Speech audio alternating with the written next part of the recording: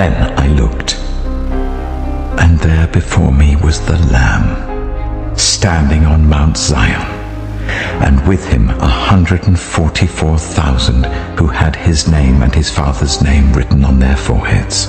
And I heard a sound from heaven like the roar of rushing waters and like a loud peal of thunder. The sound I heard was like that of harpists playing their harps. And they sang a new song before the throne and before the 4 living creatures and the elders. No one could learn the song except the 144,000 who had been redeemed from the earth. These are those who did not defile themselves with women, for they remained virgins. They follow the Lamb wherever he goes. They were purchased from among mankind and offered as first fruits to God and the Lamb.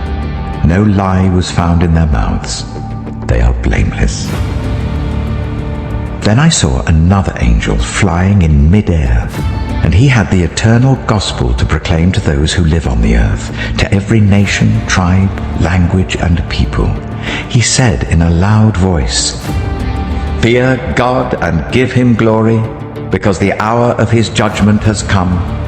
Worship him who made the heavens, the earth, the sea, and the springs of water." A second angel followed and said, "Fallen, fallen is Babylon the Great, which made all the nations drink the maddening wine of her adulteries."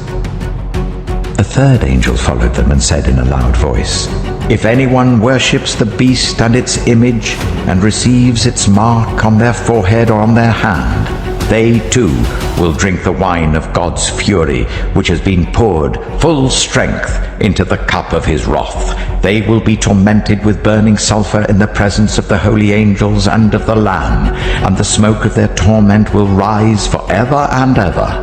There will be no rest, day or night, for those who worship the beast and its image, or for anyone who receives the mark of its name." This calls for patient endurance on the part of the people of God, who keep his commands and remain faithful to Jesus. Then I heard a voice from heaven say, "Write this: Blessed are the dead who die in the Lord from now on." Yes, says the Spirit, they will rest from their labor, for their deeds will follow them. I looked, and there before me was a white cloud, and seated on the cloud was one like a son of man, with a crown of gold on his head and a sharp sickle in his hand. Then another angel came out of the temple and called in a loud voice to him who was sitting on the cloud, "Take your sickle and reap, because the time to reap has come, for the harvest of the earth is ripe." So he who was seated on the cloud swung his sickle over the earth, and the earth was harvested.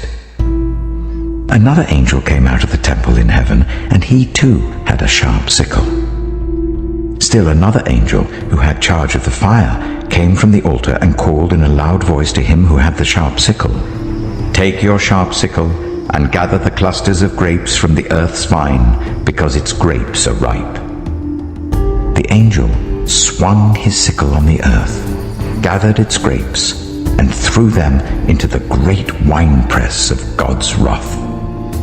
They were trampled in the winepress outside the city, and blood flowed out of the press, rising as high as the horses' bridles for a distance of 1,600 stadia.